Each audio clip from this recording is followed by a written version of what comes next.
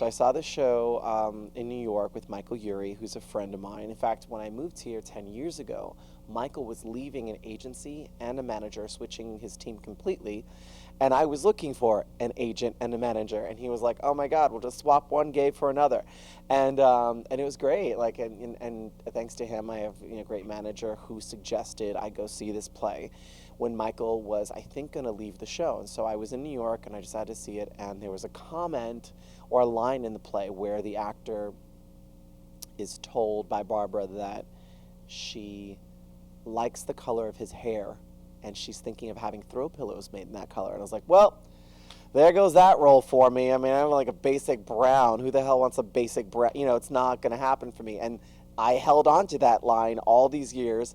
And when it came around to happening here at the Falcon, I told my manager, there's no way I could play that role. They're not going to go out of the box. It's going to be, my character's from, the Midwest, from Wisconsin. So it's like, yes, there are Latin people in Wisconsin. And I kind of forget, you think people are going to go super inside the box. And so for those two reasons, I thought it would not even a possibility. So when it came around again, I knew that they wanted to see me for the role, and they'd seen a lot of my friends. And so I knew that it was going to be something this fall here at the theater. And I just didn't think I stood a shot. So I came in, schedule-wise, I think it happened a week after they had seen everyone, and kind of had a work session with casting just a couple minutes before my meeting with Gary, and still had, it was like 3 pages of lines, so I was still holding the lines, and I was like, what do I have to lose? I'll just have a good time with it, right? Which is really, so much of the show is play and fun and storytelling, which is kind of my passion. Been doing one-man shows for about 10 years now, and that John Leguizamo, Lily Tomlin live on stage storytelling thing is like everything I ever want to do, and so I just did that in the audition, and I was pleasantly surprised that Gary was thrilled, and